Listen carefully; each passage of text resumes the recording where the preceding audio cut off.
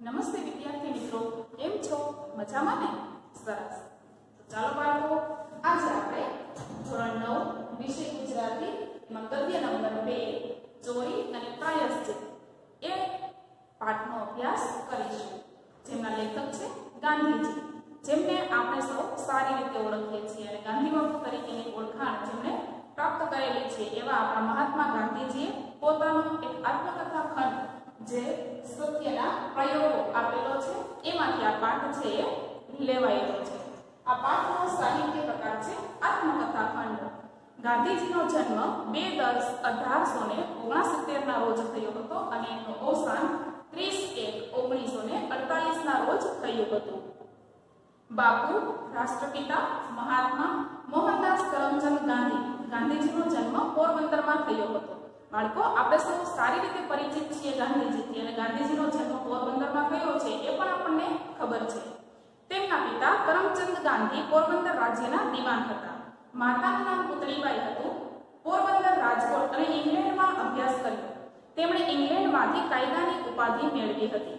દક્ષિણ આફ્રિકામાં હિન્દીઓના હકો માટે અને ભારતમાં આઝાદીનું નેતૃત્વ તેમણે કર્યું હતું. તેમની આત્મકથા સત્યના પ્રયોગોના અનેક ભાષામાં અનુવાદો થયા છે. હવે આપણને સૌને ખબર છે કે ગાંધીજીની આત્મકથા સત્યના પ્રયોગોને આપણે સૌ સારી રીતે જાણીએ છીએ અને ઘણા લોકોએ તો એનો સારો અભ્યાસ છે પણ કરેલો છે. દક્ષિણ આફ્રિકાના સત્યાગ્રહનો ઇતિહાસ, આરોગ્યની ચાવી, અનાસક્તિ યોગ, હિન્દ સ્વરાજ્ય, સર્વોદય, મંગળ પ્રભાત તેમના નોંધપાત્ર પુસ્તકો છે. તેમણે હજારો પત્રો લખેલા છે. ગાંધીજીનો અક્ષરદેહ ગ્રંથ શ્રેણીમાં તેમના લખાણો સંગ્રહાયા છે. હવે ગાંધીજીએ આપેલું છે તે કંઈ સાહિત્ય, જે તે કંઈ લખાણ છે તેમણે લખેલા છે એ બધા જ ગાંધીજીનો અક્ષરદેહ નામનું જે પુસ્તક છે તેમની અંદર સંગ્રહાયેલા છે. ગાંધીજીની આત્મકથા સત્યના પ્રયોગોમાંથી લેવાયેલો આ પ્રસંગ ગાંધીજીની નિર્ભીકતા, પ્રાયશ્ચિત કરવાની પ્રામાણિકતાની દ્યોતક છે. પોતાના માંસાહારી ભાઈને દેવું થયું હોવાથી એમના ગળામાંથી સોનું ચોરવાની વાત આલેખી છે. હવે આ પાઠની અંદર ગાંધીજી આપણને જે પોતાની પ્રાયશ્ચિત કરવાની વૃત્તિ હતી, પોતાનાથી જે થયેલી ભૂલ છે એમની માફી છે એ માંગી લેવાની અને ફરી પાછી એમની ભૂલ છે ક્યારેય ન કરવાની વાત છે એ શીખવે છે અને જેના કારણે ગાંધીજી છે એ પોતે જ મહાત્મા છે એ બન્યા છે. આ ચોરી કર્યા બાદ ગાંધીજીને પશ્ચાતાપ થાય છે. તેઓ પિતાજી આગળ ચિઠ્ઠી લખી એની નિખાલસ કબૂલાત કરે છે. હવે પોતાના માંસાહારી ભાઈને છે એ દેવું થઈ ગયું હોય અને એ દેવું ચૂકતે કરવા માટે એ છે પોતાના સોનાના કડામાંથી એક કટકો છે એ કાપી અને વેચી દે છે અને એનું દેવું છે એ ચૂકતે કરે છે. હવે આ વાત છે એનાથી જીતવાતી નથી. અંતે ગાંધીજી છે એ પોતે ચિઠ્ઠીમાં પોતાની બધી જ ભૂલો લખી અને એમના પિતાજીને છે એ આપે છે અને એમના પિતાજી પાસે એમનું પ્રાયશ્ચિત છે તે માંગે છે. ક્રોધિત સ્વભાવના પિતા સજા કરવાને બદલે અશ્રુ સારે છે. હવે ગાંધીજીના પિતા છે એકદમ ક્રોધિત સ્વભાવના છે તે હતા અને ગાંધીજી છે એવું કહે છે કે ભાઈ મારા પિતાજી છે એ અમારા પર ગુસ્સો કરવાને બદલે અમારી ભૂલના કારણે છે એ આંસુ વહાવે છે. તેમાંથી ગાંધીજીને જીવનમાં પહેલીવાર સત્યાચરણ અને અહિંસાનો પાઠ શીખવા મળે છે. હવે એટલી નાની ઉંમરમાં જ્યારે પિતાજીનું આવું વર્તન છે એ જે વિચાર છે, પિતાજીની આવી વિગડતું હૃદય છે જ્યારે ગાંધીજી જોઈ જાય છે ત્યારે એમને એમના જીવનની અંદર પહેલી જ વખત સત્યાચરણ એટલે કે હંમેશા હું સત્યનું આચરણ કરીશ અને અહિંસાના પાઠ છે એ શીખવા મળે છે. પ્રાયશ્ચિત કેવું મોટું પરિણામ લાવે છે તે અનુભવાય છે. હવે ગમે એવડી ભૂલ છે એ આપણાથી થઈ જાય છે પણ જો કદાચ માણસમાં પ્રાયશ્ચિત કરવાની એ ભૂલનો સ્વીકાર કરવાની વૃત્તિ જો હોય અથવા તો સામેવાળા વ્યક્તિ પાસે જ્યારે માણસ ભૂલ છે એ સ્વીકારી લે છે તો એમની ગમે એવડી ભૂલ છે એ પણ સામેવાળો વ્યક્તિ છે તે ભૂલી જાય છે. ગાંધીજીએ એકવાર કરેલી ભૂલ ફરી ન કરી એમાંથી મહાત્મા બન્યા છે. ગાંધીજીનો એક આપણને સંદેશો એ જ છે કે ભાઈ તમારાથી કોઈ પણ ભૂલ છે એ એકવાર થાય પછી એ ભૂલને ફરી પાછી ક્યારેય તમારા જીવનની અંદર થવા ન દેવી જોઈએ અને જો તમે એવી ભૂલો છે એ પછી ક્યારેય ન કરો તો જ તમે શ્રેષ્ઠ જીવન છે તે જીવી શકો છો. તો ચાલો બાળકો જોઈએ આગળનો પાઠ છે. મારા એક સગાની સાથે મને બીડી પીવાનો શોખ થયો. અમારી પાસે પૈસા ન મળે, બીડી પીવાનો કંઈ ફાયદો છે, અગર તો તેની ગંધમાં મજા છે એવું તો અમનેમાંથી એકેયને નહોતું લાગ્યું, પણ કેવળ ધુમાડો કાઢવામાં જ કંઈક રસ છે તેવું લાગેલું. મારા કાકાને બીડી પીવાની ટેવ હતી ને તેમને તથા બીજાને ધુમાડો કાઢતા જોઈ અમને પણ ભોગવાની ઈચ્છા થઈ. પૈસા તો કાંઠે ન મળે એટલે કાકા બીડીના ઠૂઠા ફેંકી દે તે ચોરવાનું શરૂ કર્યું. હવે કોઈ સગાવાલા હતા, એમની પાસેથી એને બીડી પીવાનો શોખ છે એ જાગેલો. હવે પાસે પૈસા તો હતા નહીં અને બીડી પીવામાં કંઈ ફાયદો છે કે એમનાથી કંઈક મળે છે એવું તો એને કંઈ ખબર હતી નહીં. ફક્ત બીડી ફૂંકવાથી એની અંદરથી જે ધુમાડો નીકળે છે એ ધુમાડો કાઢવામાં જ મજા છે એવું એમને હતું. એટલા માટે એ ધુમાડો કાઢવા માટે ગાંધીજી છે તે બીડી પીતા હતા. હવે એ બીડી પીવા માટે એમની પાસે પૈસા તો હતા નહીં, એટલા માટે ગાંધીજી અને એમના ભાઈએ છે, એમના કાકા જે બીડી ફૂંકે અને એમનું ઠૂઠું જે વધે છે તે ફેંકી દે છે, એ ઠૂઠા ચોરવાની શરૂઆત છે તે કરી. પણ ઠૂઠા કઈ હર વખતે મળી ન શકે અને તેમાંથી બહુ ધુમાડા ન નીકળે, એટલે ચાકરની ગાંઠે 2-4 બોકડા હોય તેમાંથી વચ્ચે વચ્ચે એકાદ ચોરવાની ટેવ પાડીને અમે બીડી ખરીદતા થયા. હવે કોઈ વ્યક્તિએ ફૂંકેલી જે બીડી છે એમનો વધેરો ભાગ છે તે ફેંકી દે છે, એ ચોરીએ, પણ દર વખતે ગાંધીજી એમ કહે છે કે અમને ઠૂઠા છે એ મળે નહીં, અને કદાચ મળે તો પણ એમાંથી બહુ ધુમાડો છે તે નીકળે નહીં, એટલે મજા છે એ ન આવે. પછી પાસે પૈસા તો હતા નહીં, એટલા માટે એમની ઘરે જે નોકર હતો એમની પાસે રહેલા પૈસા જે હતા એ ચોરવાની શરૂઆત છે તે કરી.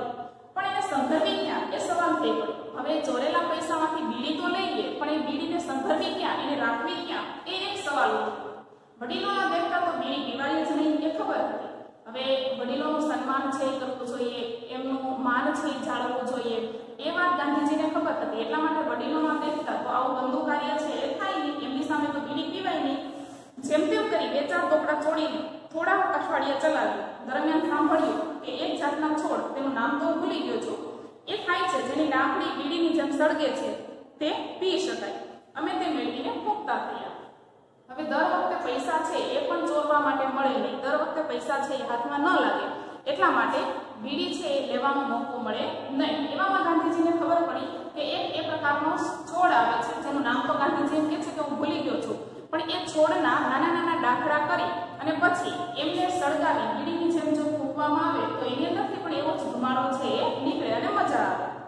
એટલા માટે ગાંધીજી અને એમના સાથીદારો છે એ ઠૂઠા અથવા તો એ છોડના એવા ડાંખડાઓ લઈ અને એના ફૂંકતા થયા. પણ અમને સંતોષ ન થયો, અમારી પરાધીનતા અમને સાલવા લાગી. હવે આવા ઠૂઠા છે એ સળગાવીને પીવા અને એમાંથી આનંદ લેવો એ છે ગાંધીજી એમ કહે છે કે અમને ગમતું ન હતું, અને આવી પરાધીનતા છે એ અમને કષ્ટદાયક લાગી કે પર આધીન, બીજાને આધીન થઈને રહેવું, બીજાને વશ થઈને રહેવું, માતા પિતાના કલ્યાણમાં રહેવું અથવા તો વડીલોના કલ્યાણમાં રહેવું, એ છે એ અમને હવે ગમતું ન હતું. વડીલોની આજ્ઞા વિના કંઈ જ ન થાય એ દુઃખ થઈ પડ્યું. હવે વડીલો જ્યાં સુધી આજ્ઞા ન આપે ત્યાં સુધી કંઈ થાય નહીં, એ વાતનું દુઃખ થવા લાગ્યું. અમે કંટાળ્યા અને અમે તો આપઘાત કરવાનો નિશ્ચય કર્યો. હવે ગાંધીજી અને એમના ભાઈ જે હતા એને એવું લાગે છે કે આવી જિંદગી છે આપણે ક્યાં સુધી જીવશું, એમ બીજાના અંદરમાં આપણે ક્યાં સુધી રહીશું, બીજાની નીચે આપણે ક્યાં સુધી રહીશું, એમ આના કરતાં તો મોતને વહાલું કરી લેવું સારું. એટલા માટે એ લોકો એમ કહે છે કે અમે તો આપઘાત કરવાનો નિશ્ચય કરી લીધો. પણ આપઘાત કઈ રીતે કરવો, ઝેર કોણ આપે? અમે સાંભળ્યું છે કે ધતુરાના ડોડવાના બી ખાઈએ તો મૃત્યુ નીપજે. અમે વગડામાં જઈ તે મેળવી આવ્યા. સંધ્યાનો સમય શોધ્યો, કેદારજીના મંદિરે દીપમાળામાં ઘી ચડાવ્યું, દર્શન કર્યા અને એકાંત શોધ્યું, પણ ઝેર ખાવાની હિંમત ન ચાલે. તુરંત મૃત્યુ નહીં થાય તો મરીને શો લાભ? પરાધીનતા કાન ભોગવી છતાં 2-4 બી ખાધા, બીજા ખાવાની હિંમત ન જ ચાલે. બંને મોતથી ડર્યા અને રામજીને મંદિરે જઈ દર્શન કરી શાંત થઈ જવું અને આપઘાતની વાત ભૂલી જવી એવો ઠરાવ કર્યો. હવે આપઘાત કેવી રીતે કરવો એ એક પ્રશ્ન છે એમની સામે આવે છે. હવે એવું સાંભળ્યું હતું કે જો ઝેર ખાઈએ તો મૃત્યુ થાય, અથવા તો ધતુરાના ડોડવા ખાઈએ તો મૃત્યુ નીપજે. હવે એ લોકો છે એ વગડાની અંદર ક્યાંક ઘેરા જંગલની અંદર જઈ અને ધતુરાના ડોડવા છે એ શોધે છે, એમાંથી બી કાઢે છે અને પછી એમને ખાવાની કોશિશ છે એ કરે છે. પણ એ પહેલા એને એમ થાય છે કે કોઈ સત્કાર્ય છે એ આપણે કરી લઈએ, એટલા માટે કેદારજીના મંદિરે જાય છે. હવે જે સાંજના સંધ્યાના સમયે આરતી સમયે જે દીપમાળા પ્રગટાવવાની હતી એ દીપમાળાની અંદર ઘી ચડાવે છે, દીવાઓ કરે છે, ભગવાનના દર્શન કરે છે અને પછી એકાંત શોધી કંઈક સારી એવી નિર્જન જગ્યાએ જઈ અને ત્યાં પોતે એ ઝેર ખાવાની હિંમત છે એ કરે છે, અથવા તો એ ધતુરાના ડોડવાના બીજ છે એ ખાવાની હિંમત છે એ કરે છે. પણ પછી એવો વિચાર આવે છે કે મરીને શું લાભ, આ કદાચ આપણે ખાઈ જશું અને મૃત્યુ આપણું નહીં થાય તો મરીને શું લાભ થશે? પરાધીનતા કાન ભોગવી છું. હવે બીજાની અંદરમાં કદાચ આપણે 20 વર્ષ છે એ આપણા વડીલોના અંદરમાં જીવવા પડશે. પછી જ્યારે આપણે યુવાન થશું ત્યારે તો એ લોકો આપણને સ્વતંત્ર જિંદગી છે એ જીવવા આપશે. તો આવી પરાધીનતા શા માટે ન ભોગવી લઈએ? 2-4 બી ખાધા અને પછી આગળના બી છે ખાવાની હિંમત ગાંધીજીની ચાલતી નથી. બંને મોતથી ડરે છે. ગાંધીજી અને એના ભાઈ એ બંને છે મૃત્યુથી ડરી જાય છે. પછી રામજીના મંદિરે જઈ એમના દર્શન કરી મન શાંત કરી ફરી પાછા તે ઘરે આવે છે. હું સમજ્યો કે આપઘાતનો વિચાર કરવો સહેલો છે. આપઘાત કરવો સહેલો નથી. આપઘાતનો વિચાર કરવો સહેલો છે, પણ ખરેખર આપઘાત કરવો સહેલો નથી. કેમે કરીને જીવ છે શરીરમાંથી નીકળે નહીં. આથી જ્યારે કોઈ આપઘાત કરવાની ધમકી આપે છે ત્યારે તેની મારા ઉપર બહુ ઓછી અસર થાય છે, અથવા મુદ્દલ થતી જ નહીં એમ કહું તો ચાલે. એટલે ગાંધીજી આ માટે ઠરાવ કરે છે કે જ્યારે કોઈ મારી સામે આપઘાત કરવાની ધમકી આપે તો મને એની કોઈ અસર છે થાય નહીં, કારણ કે આપઘાત કરવાનો વિચાર કરવો સહેલો છે, પણ આપઘાત કરવો એ ખૂબ જ અઘરો છે.